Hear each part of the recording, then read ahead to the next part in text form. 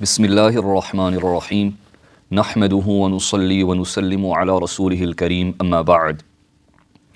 Once it comes to the month of Rajab, then many a people who have links with the Asian subcontinent usually distribute sweet dietary products. The common notion within the public is that these sweet items are distributed in order to send reward to the soul of Imam Ja'far radiyallahu ta'ala an. The reality of the matter is that if we were to try to take a look at when Imam Ja'far radiyallahu ta'ala an was born, we will come to realize that the scholars usually mention that he was either born in the month of Rabi'ul Awwal or the month of Ramadan. And once it comes to his demise, then he left the world in the month of Shawwal. Therefore, if anyone was to claim that Imam Ja'far radiyallahu ta'ala an was born in the month of Rajab or he passed away in the month of Rajab, this is the reason for why they distribute sweet dietary products on this particular day, then this is incorrect. Others claim that Imam Ja'far radiyallahu ta'ala an gave an instruction that people send reward to his soul on the 22nd of Rajab through the means of distributing sweet dietary products. The reality of the matter is that if we were to look at the teachings of Imam Ja'far radiyallahu ta'ala an, we will not find any such instruction in this regard. Continuing on, this method of sending reward to the soul of Imam Ja'far radiyallahu ta'ala an conflicts with the general understanding once it comes to isalu thawab within the Sharia.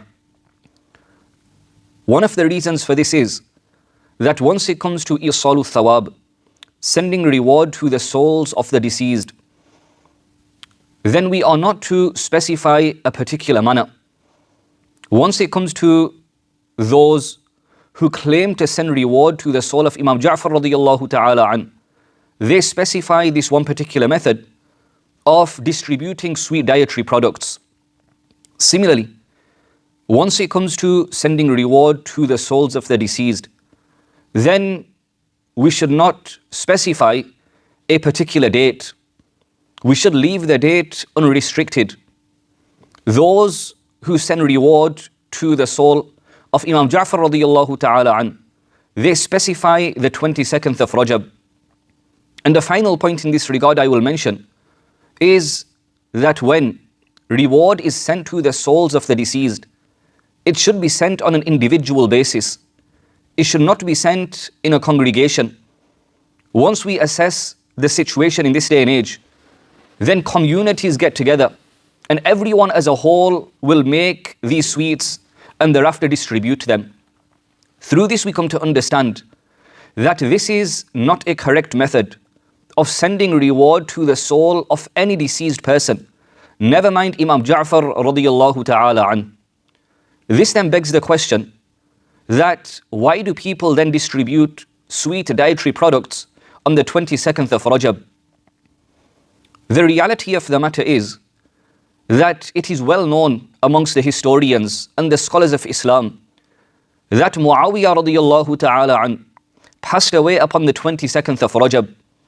Initially, the enemies of the companions of the Prophet sallallahu alaihi wasallam took it upon themselves to celebrate and commemorate the demise of Muawiyah radiyallahu ta'ala an.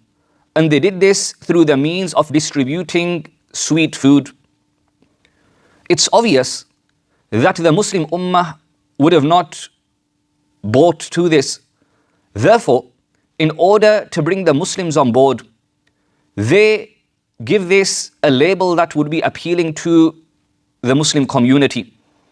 And the label was of Imam Ja'far radiyallahu ta'ala an. Many of our brothers from the Asian subcontinent have fallen prey to this trick of the enemies of the companions of the Prophet sallallahu alaihi wasallam.